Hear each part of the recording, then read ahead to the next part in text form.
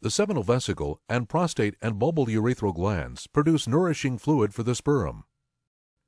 The testes subdivide into lobules that contain seminiferous tubules that produce sperm. Sperm moves from the seminiferous tubules to the efferent tubules, to the epididymis where they mature. The end of the epididymis forms the ductus deferens or vas deferens. This structure ascends the posterior border of the testes, penetrates the inguinal canal, enters the pelvic cavity, and loops over and around the urinary bladder. The seminal vesicles are glands at the base of the bladder that produce seminal fluid.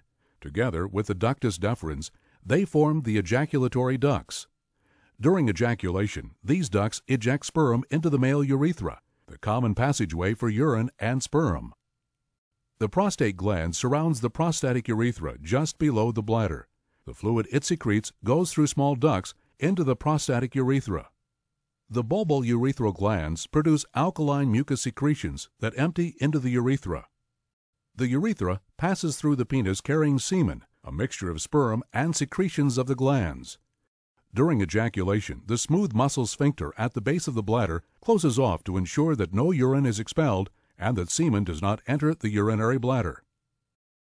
Sperm moves from the seminiferous tubules to the epididymis, to the ductus deferens, to the ejaculatory duct, to the outside of the body by the urethra.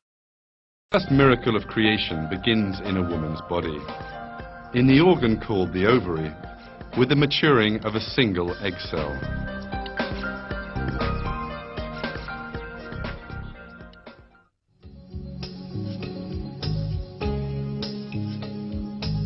There is a long journey ahead of this maturing egg. It will first enter the organ known as the fallopian tube, then travel through this for a long distance and finally reach the mother's womb.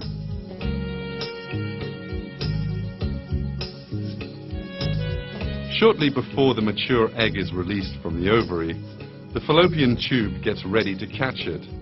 With sensitive movements, it tries to locate this egg cell on top of the ovary.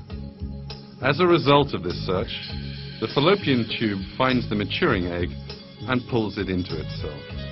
And the egg's journey has begun at last.